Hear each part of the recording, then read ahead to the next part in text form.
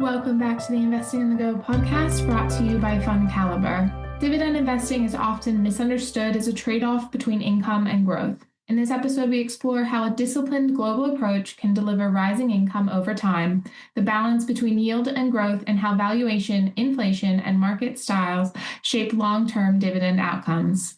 I'm James Yardley, and today I'm joined by Stuart Rhodes, the fund manager of the M&G Global Dividend Fund. Stuart, thank you very much for joining us today. No problem. Happy to be here. Let's start with the fund itself then. So the fund aims to grow its income every year. What are the key characteristics you look for in companies which can deliver sustainable dividend growth? Yeah, so really the focus is on that last word is growth, and that's especially relevant for kind of dividend investing, because when many people think about dividends, they often think about businesses that are very well established, maybe have got X growth, and therefore actually dividends is the only thing left for them to do, and so therefore you might get a high dividend, but it doesn't not able to grow particularly quickly. This fund is kind of the opposite of that, really. We're looking for companies that still have lots of growth ahead of them. They're just achieving that in a very sensible and disciplined fashion. So we are looking for companies that are generating enough cash flow where they can pay you a sensible dividend over time, but then they're reinvesting the remainder to help grow the business and continue to grow their cash flow streams. So therefore you can get a bigger and bigger dividend over time. And how important is dividend growth versus the headline yield in today's market? And where is the sweet spot for you in terms of dividends? I mean, do you ignore the kind of big kind of 5-6% yields you might get maybe from utilities completely, or I mean, and how will you buy something with a 1% yield but very good growth prospects? Yes, it's about getting the right balance there. So, if I think it's actually changed a little bit in the history of running this fund. So I've been running this fund for 17, 18 years, and when we first started, I would have had quite a clear answer to that question, where the vast majority of the fund was in the kind of 3 to 3.5% dividend yield, and growing that dividend 7-8% per annum. And that was kind of what I would describe as a standard holding within the fund, and almost like a bell-shaped curve around that. And we'd have two tails of higher dividends and maybe less growth, and lower dividends and higher growth. But what's actually happened really kind of in the last 7-8 years, when we've seen kind of the market behave in the manner it's done, is that we've got more choice at either end of the spectrum there. So we've been able to find some companies that are yielding a bit more, are in the 4 to 5% category, and are still able to grow. And the kind of minimum growth rate we need is kind of 5%, because we believe in most time periods, a 5% dividend growth will be enough to see off inflation. So if we can get a 5% dividend yield growing at 5% per annum, then that is worthy of consideration. And then likewise, we've got some businesses that are maybe only yielding 1 or 2, but growing their dividend up at 15, and in some cases well north of 15%. And so, that normal kind of bell-shaped curve distribution of yield across the portfolio has flattened out a bit. And we've had, I guess, more of a range of choice, but it's still always about getting that balance right, in making sure that there is some yield to start with. And if it is slightly lower, then it is compounding really at a rate that is enough to let it catch up in the outer years. And then if we are moving to more traditional yields of 3 to maybe, let's say, 5, then we are still getting growth rates that should be enough, more than enough to see off kind of inflation. So that's probably a quick tour of kind of what the portfolio looks like in terms of spread of yield and dividend growth that we expect. And you are a global fund. So, I mean, you have a very large investable universe. So, I mean, are there any sectors or geographic regions where you're currently seeing the most attractive dividend growth opportunities? I think it's generally sort of quite an interesting question, really, because it's one we get quite a lot in terms of which geographies, specifically on the geographies, actually, which geographies look more attractive. And you can look at kind of, headline valuations at that geography level. And, optically, you can say that, maybe this particular region or country looks cheaper than others. But actually, when you really look through it and compare like for like, we don't see what I would describe as dramatic differences of valuation across the globe. From time to time, there might be some, small interesting opportunities where you get, the chance to maybe go down 2 or 3 multiple points at a PE level across a sector in Europe, for example, versus the US. But actually, at this particular moment in time, I wouldn't say that we're seeing compelling geographic opportunities emerge. The big question we get a lot is obviously in the US, is the US expensive? But if the US is so big, there's so many companies in terms of depth and liquidity that actually when you take out the kind of headline grabbers that we all kind of read about all the time, and actually you go into kind of the more mid-cap area, which for the US are still very big and investable companies, we're actually starting to see some valuations that look very comparable and compete with what you can get in the rest of the world. And especially given what happened in 2025, when the outperformance of the rest of the world versus the US was as significant as it was, we've seen, that disparity or what people have come to describe as an expensive US valuation. We don't think that's necessarily true. Now, certainly when you get into kind of the more mid-cap companies and remove the headline grab large technology businesses. Go on.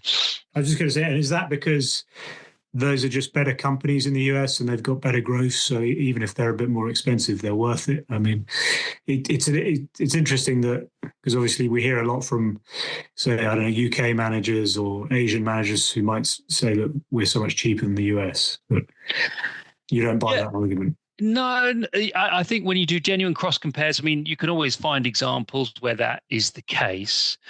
But let's just look at some examples within the UK, for example. The very high end quality businesses, something like a Compass, or you look at some of the other consumer staples names, and then you cross compare them with what you can get in Europe and the US, and in some cases they trade at valuation premium. So I would. I'm not sure it's as quite as simple as that all the time. I think there are, just generally some opportunities.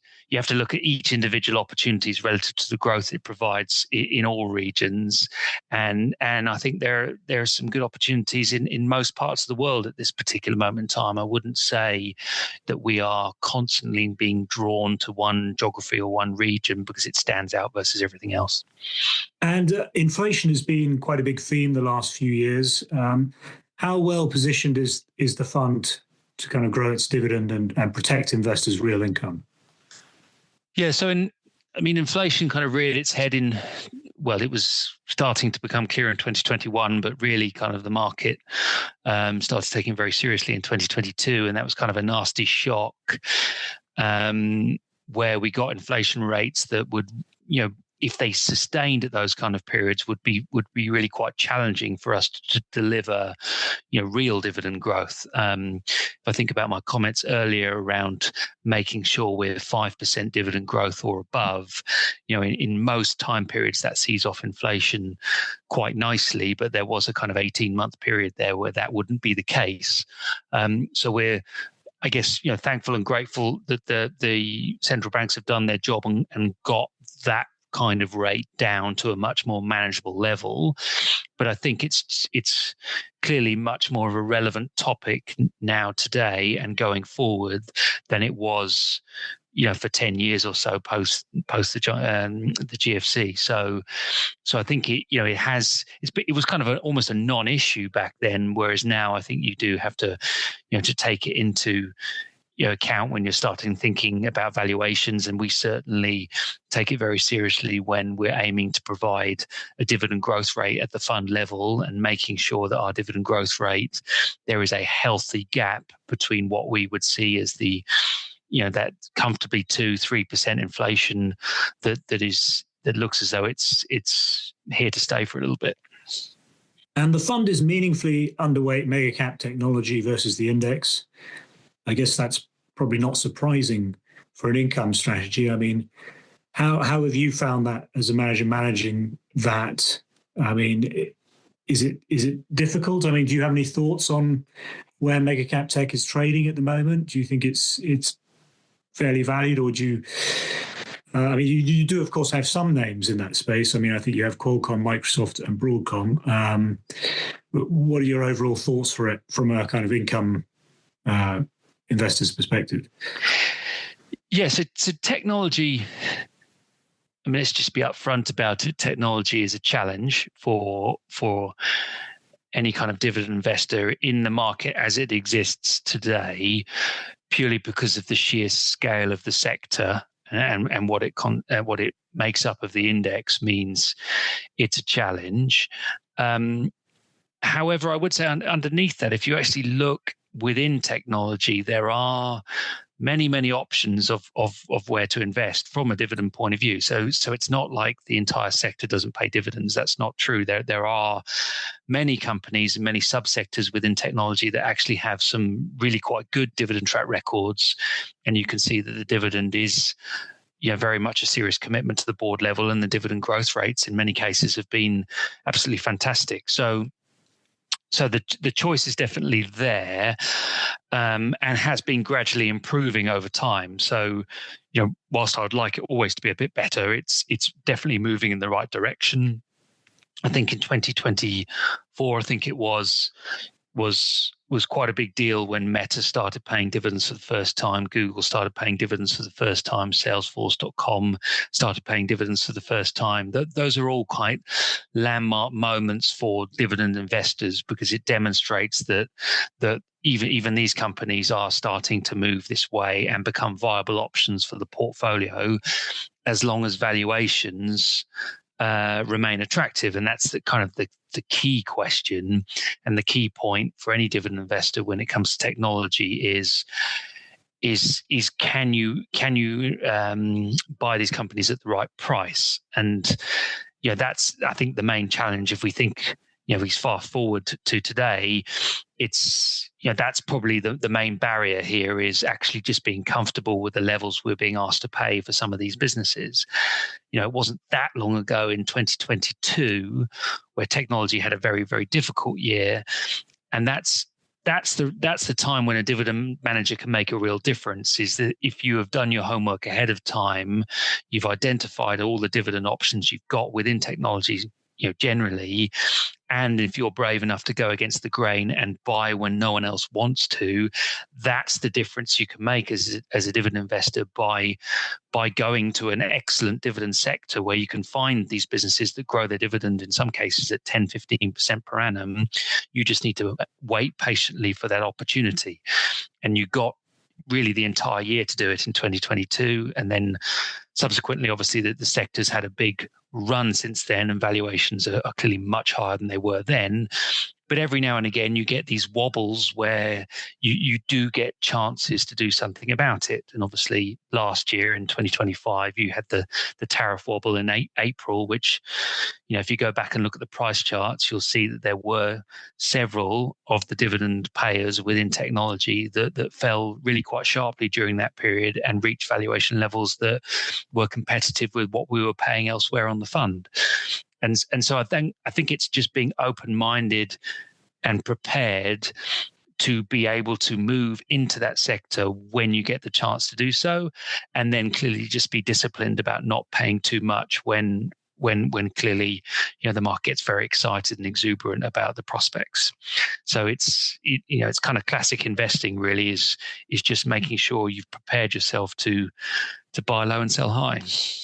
And do currency movements factor into your thinking? I mean, there's been quite a lot of talk recently about, a weakening of the dollar, and you've obviously got significant exposure to the US. And I guess from the sterling investors' perspective, the returns perhaps weren't quite as good last year, I think, from the US. Is that something you've been putting any thought into, or is it really just all about the quality of the companies and things? It is something we think about quite a lot, but more from a mitigation perspective. So really what we don't want to be doing is at the end of every year explaining performance because of currency. That's kind of the aim, is we're trying to avoid that. So we don't want to have a good or a bad year because of currency movements. So I would say it does play quite a big role in how we construct the portfolio, but again, to try and minimize its impact as much as we can. And you get a lot of natural hedging if you're generally exposed to global businesses, which on the whole, I'd say we have I wouldn't say an enormous bias, but a slight bias towards. And so therefore, on the whole, I think we do achieve that reasonably well, is that, our relative performance versus the benchmark, it doesn't tend to be really driven by big geographic and therefore for big currency exposures. Where it plays probably a slightly bigger role is on actually the income generation side. So if I think about the income objectives of the fund, we're obviously trying to pay our clients a larger dividend every year, and if sterling has an extremely strong period, most of the dividends we're receiving from the companies that we invest in are in different currencies to sterling. So that creates a headwind for what the growth rate will be if we get that kind of environment. But it would really have to be very, very extreme for us to be, worried about not being able to do that. So again, if I think back to, the year we've just finished here in 2025, the dollar was pretty weak versus most currencies, certainly was weak versus the sterling. And yet we're going to finish this fiscal year in a pretty healthy perspective from, the dividend growth of the fund. The fund's going to grow its dividend quite handsomely this year. So, it's not like it's something we can't overcome. I think we'd have to see sterling strengthen against most currencies by a very significant amount before it would be something we would flag that maybe that's going to make growing the dividend in sterling this year more challenging. So I think despite the fact that that's happened in 2025, it's still a long way from being something that is going to derail what we're trying to do. And what are the biggest risks you're thinking about at the moment as we look ahead, particularly from the income perspective as well? So, if I take the latter part of that question first, so income perspective, actually we are feeling quite good about it. In terms of the income generation of the fund, as I kind of just highlighted, I do expect this year to be a pretty strong and robust year. And then we're feeling pretty good about the next year too, in terms of what we can see and the visibility we have. And how do you think the dividend growth over the next couple of years will compare to the historic dividend growth in the fund? Yeah, so the long-term CAGR of the fund up until the last completed fiscal year was just over 7%. And I'm pretty confident, this year and then next year we'll probably deliver numbers in aggregate that will be slightly superior to that. So feel like we're heading in the right direction from that point of view. And probably one of the major dynamics that's causing that confidence to come through a little bit is that we have seen kind of the quality part of the market sell off quite significantly. So the performance of quality as a concept has been pretty bad now for probably about 3 years. So it really started in 2023 and then continued 24 and 25 as well. So we've had 3 kind of years compounded together where quality investing as a style has been hard work. And we would argue that quite a lot of that was from unrealistic starting valuations. And so what we've seen is those valuations come down.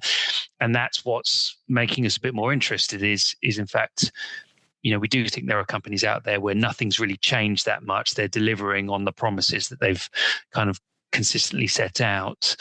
But what's changed is that valuation expectations have just become much more reasonable. And therefore, every time we get an opportunity to buy into one of those names when the valuation's fallen far enough, we're kind of securing more income from a safety perspective, because those businesses quite rarely get themselves into difficulty where they're not able to pay their dividends or not able to grow their dividends. These businesses tend to be the most reliable from that perspective. So every time we see the fund sort of gradually shift towards them, that actually makes me feel quite a bit better about what the dividend prospects at the fund level are going to be for the next couple of years. So that's definitely a dynamic that's started. That's very interesting. I mean, is that is that in the sort of staples names, healthcare names? Is it where? Yeah. So those two sectors generally have been quite big contributors to what most people would describe as quality, but they're not on their own. For example, really recently, if we think, in the early part of 2026, I've only been going a couple of weeks, but software as a subsector has been pretty grim as well. So there are kind of what we would describe as businesses that are perceived to be generally quite robust, where you're just paying a different kind of valuation multiple than we've been used to for the last 2 or 3 years. And so we've been doing a lot of work trying to make sure, is that the only thing that's changed, or is the business declining, et cetera, et cetera. And for example, in consumer staples, that's been quite difficult. Consumer staples as a sector has been awful. The valuations have come back a long way. The price underperformance has been really quite significant. But when you actually start to go into the detail and look at these businesses, there's quite a lot not to like. It's not like the market's just being irrational. Yeah. There's actually quite a lot of negative news there as well. So it's taking some time to sift through the kind of wreckage there and try and make sure that you're selecting the business where the thing that's changed the most is the valuation, and actually the growth algorithm underneath that you're getting exposure to hasn't changed that much. And I'd say in staples, that's definitely the sector where that's been the hardest challenge, actually, is to make sure that if you are investing, you're not investing in kind of a classic value trap where the market's kind of right and it was trading an unrealistic valuation 3-4 years ago, and the market's been dead right in terms of derating it and bringing it back down to a much more reasonable multiple. We want to make sure that if the names that we are looking at that have done that are still growing at the rates that we've been used to for years. And actually quite a few businesses have kind of failed on that metric. We've probably done a lot of work in staples over the last year or so and have said no much more than we've said yes in terms of the candidates that have been presented to us. So it has been quite hard work. And the quality weight within the fund has moved up, but it hasn't moved up dramatically.